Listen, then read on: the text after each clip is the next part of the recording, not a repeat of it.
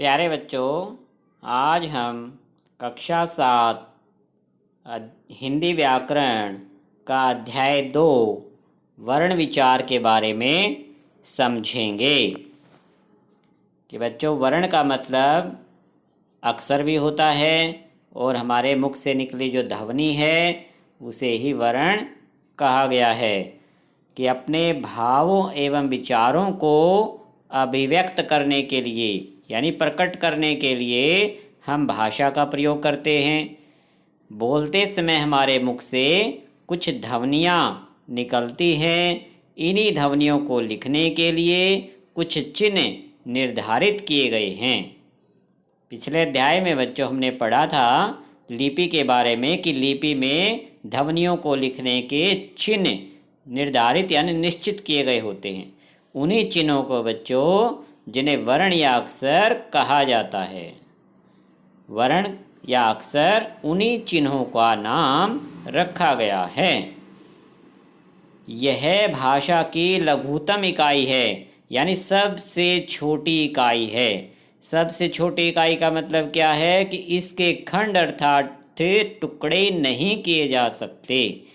इन्हीं वर्णों के मेल से शब्द, शब्दों से वाक्य तथा वाक्यों से भाषा बनती है।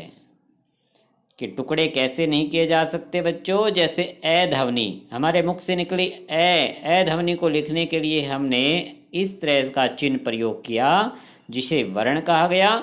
अब इस वर्ण के टुकड़े नहीं किए जा सकते। और वर्ण को लघुतम इकाई इसीलिए कहा गया क्योंकि इन्हीं ध्वनियों से मिलकर शब्द बने, फिर उन शब्दों से वाक्य बनाए गए और जिससे किसी भाषा का निर्माण होता है। अतः वर्ण को इस प्रकार परिभाषित किया जा सकता है कि वर्ण भाषा की सबसे छोटी इकाई है जिसके खंड का मतलब क्या है बच्चों? टुकड़े, कि जिसके टुकड़े नहीं किए जा सकते। इन्हें अक्षर भी कहा जाता है। जैसे क, ए, मैं, ए, ये सभी क्या हैं बच्चों? वर्ण हैं। अब इन वर्णों को मिलाने से किस तरह से शब्द बने कि क प्लस ए, ये दो वर्ण जब आपस में मिलते हैं तो क की ध्वनि उत्पन्न होती है। मैं प्लस ए मैं, ल प्लस ए ले। तो इस तरह से इन वर्णों को मिलाने से कमल शब्द की रचना होती है। इसी तरह से प प्लस आ पा, ठ प्लस ए ठे, श प्लस आ शा, ल प्लस आ ला। पाठशाला शब्द इस तरह से वर्णों को मिलाने से बनता है। तो इस तरह से बच्चों वर्ण क्या है? भाषा की सबसे छोटी इकाई जिसके टुकड़े न किए जा सकें। जैसे क ध्वनि के टुकड़े नहीं किए जा सकते। जब इन वर्णों को बच्चों एक व्यवस्थित क्रम में रखा जाता है तब उसे वर्णमाला कहा गया है। कि जिस तरह से बच्चों मोतियों की माला होती है ठीक उसी तरह से वर्णों का जो व्यवस्थित समूह है उसे ही वर्णमाला का नाम दिया गया है। कि प्रत्येक भाषा की अपनी वर्णमाला होती है। किसी भाषा के सभी वर्ण जब एक साथ रखे जाते हैं तो वह समूह वर्णमाला कहलाता है।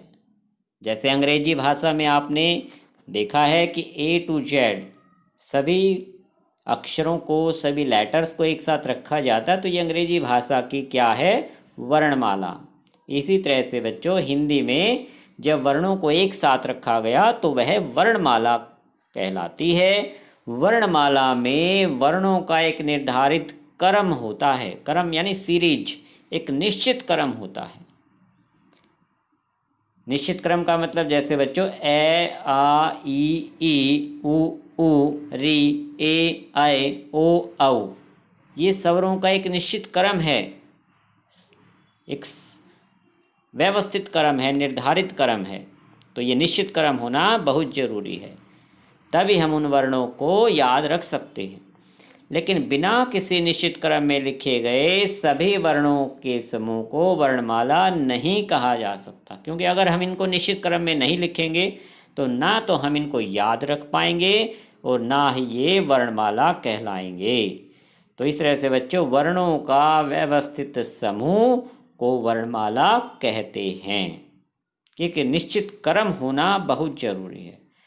हिंदी वर्णमाला में 53 वर्णों का समूह है, 53 वर्णों का समूह है, लेकिन इनमें से बच्चों हमें 44 वर्णों को वर्णमाला में मुख्य स्थान दिया गया है।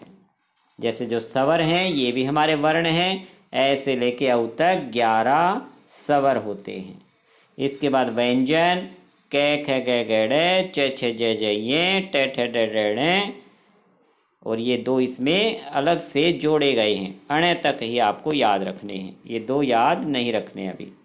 त थ द द न प फ ब ब म य र ल व श श श है। यहाँ तक बच्चों ये टोटल हमारे 33 व्यंजन होते हैं। तो इस तरह से बच्चों वर्णमाला में 11 + 33 टोटल 44 वर्ण होते हैं।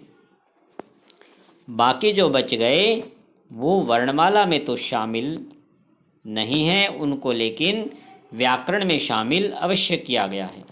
वर्णमाला में आपको 53 की बजाय कितने याद रखने हैं? 44 वर्ण होते हैं। इसके अलावा जो बच गए अनुस्वार, अनुनासिक, विसर्ग, इन तीनों का अलग ग्रुप है, इनको अयोगवा कहा गया है। इनको वर्णमाला में रखने की बजाय अलग से ग्रुप बनाया गया जिसे अयोगवा का नाम दिया गया है। इसके बाद संयुक्ताक्षर जो संयुक्त व्यंजन होते हैं ये 4 होते हैं। आगत ध्वनियाँ आपको याद नहीं रखनी है। तो आपको वर्णमाला में कितने वर्ण याद रखने हैं? 11 स्वर, 33 व्यंजन, कुल 44 व्यंजन वर्ण। इस तरह से बच्चों आपको इसे वर्णमाला के स्वर और व्यंजन को एक निश्चित क्रम में आज याद रख लेना है। वर्ण और वर्णमाला की परिभाषा को रिवाइज कर लेना है। अच्छा बच्चों, धन्यवाद।